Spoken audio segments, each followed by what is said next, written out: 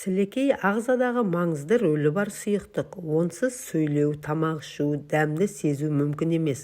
Сондай-ақ сілекей бактерияларды жояды және тіс жегіден қорғайды. Кей адамдар ауыр құрғақтығымен қиналады. Онымен қалай күресуге болады? Медицинада оны құрғақ ауыз немесе ксеростомия деп атайды. Құрғақ ауыз сілекей жеткіліксіз болған кезде болады. Сілекей ауыз қуысының саулығы үшін маңызды. Сілекейдің жетіспеуі тістің бұзылуына әкелуі мүмкін. Құрғақ ауыз симптомдарына ыңғайсыздық, тамақ ауруы және жұтылу проблемалары жатады. Құрғақ ауызды емдеу сілекей өндірісін арттыру қадамдарын қамтиды.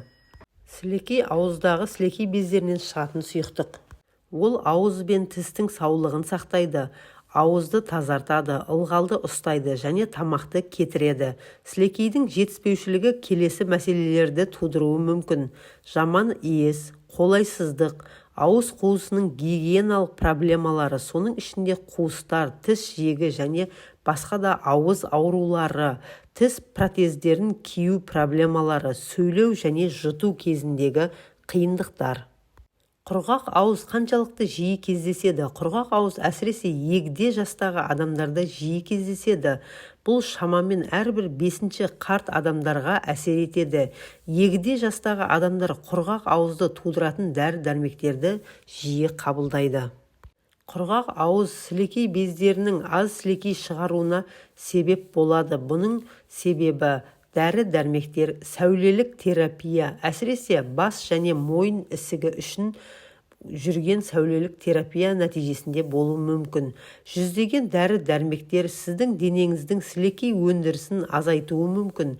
Егер сіз дәрі-дәрмекпен бірге келетін ақпаратты тексерсеңіз, жанама әсер ретінде тізімделген ауыздың құрғауы деген сөзді көре аласыз. Дәрілік препараттардан басқа да себептер болуы мүмкін. Сусыздандыру.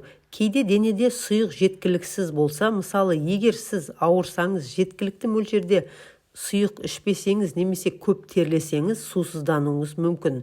Ауызбен тыныс алу. Түнде аузыңызбен тыныс алуыңыз мүмкін, әсіресе мұрын бітелуі кезінде.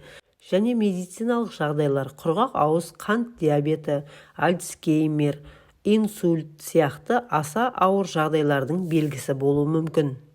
Құрғақ ауыздың тағы да белгілері мынадай болуы мүмкін. Жаман тыныс алу, тұрақты тамақ ауру, тамақтану, сөйлеу немесе жұту қиындауы, мұрындарыңыздың дағы құрғақ сезім, дауыстың қарлығуы, шөлдеудің жоғарылауы, еріннің, тілдің және ауыздың жаралары немесе ауырсыну, дәм сезу бұзылыстары, тіс протездерін киюдегі қиындықтар. Неғұрлым ауыр белгілерге мыналар жатады. Тіс жегі, құрғақ көз және тері бөртпесі, буын ауруы. Ауыз құрғауының күтімі және емдеу. Құрғақ ауызды емдеудің мақсаты құрғақ ауызды тудыратын кез келген негізгі жағдайды басқарыңыз. Тіс жегісінің алдын алыңыз, сілекей ағынын арттырыңыз. Құрғақ ауыздың себебін білу үшін дәрігерге көрініңіз. Ауыздың құрғауын жеңілдету үшін мына қадамдарды орындауға болады. Капсулалар мен таблеткаларды жұтпас бұрын су ішіңіз. Су ағзаңызды ылғалдандырады.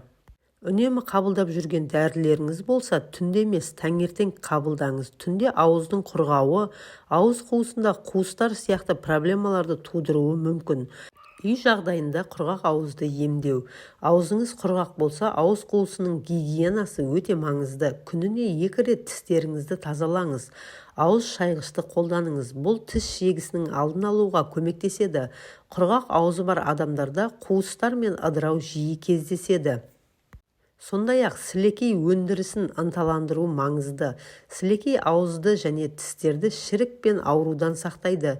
Кейбір құрғақ ауызды емдеу сілекей шығаруға және симптомдарды жақсартуға көмектеседі. Шайнау және сору сілекей ағынын күшейтеді.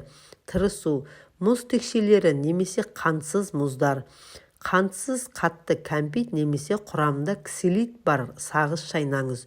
Күні бойы жиі ішетін су немесе басқа қантсыз сұйықтықтарды пайдаланыңыз.